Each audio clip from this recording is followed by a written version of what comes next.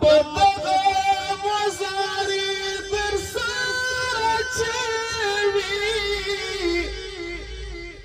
من بزړو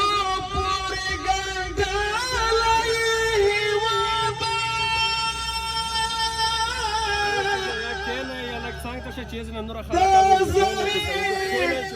زاري پښتنه بتري وکړم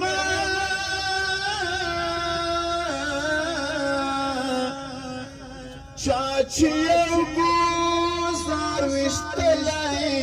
هیوادا نیمائی جهان دی گورا پاولانیم کھڑو صدنن غارت سالای هیوادا ستا خدمت د عبادت پنید کوما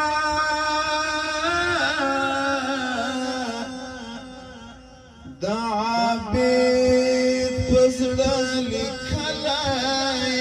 هیوادا